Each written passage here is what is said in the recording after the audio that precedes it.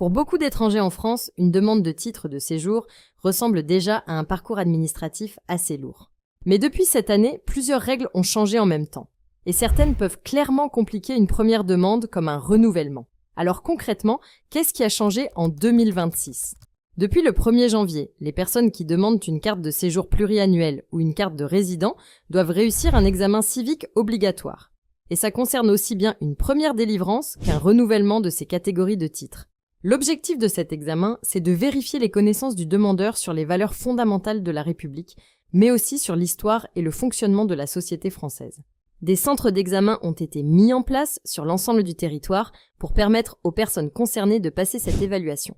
Mais ce n'est pas la seule nouveauté. Depuis le début de l'année, le niveau de français demandé pour obtenir une carte de séjour pluriannuelle a lui aussi été relevé. Il faut désormais justifier au minimum d'un niveau A2 du cadre européen commun de référence pour les langues. Alors le niveau A2, pour le dire simplement, correspond à un niveau dit de survie.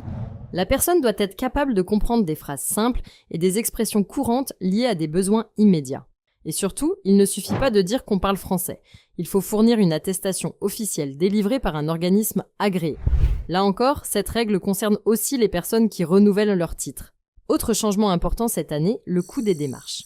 Depuis le 1er mai 2026, les taxes et droits de timbre ont augmenté pour la première délivrance de plusieurs titres de séjour. Le tarif de droit commun atteint désormais 300 €.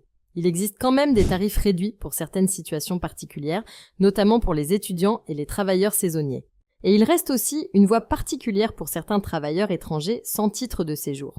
Le dispositif de régularisation exceptionnelle par le travail dans les métiers en tension continue de s'appliquer en 2026. Concrètement, les salariés qui travaillent dans des secteurs confrontés à un manque structurel de main-d'œuvre peuvent demander une admission exceptionnelle au séjour sur la base de leur activité professionnelle.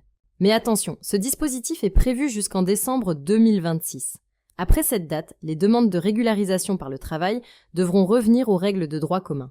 Si la vidéo d'aujourd'hui vous a plu, n'oubliez pas de vous abonner pour ne pas manquer nos prochaines vidéos.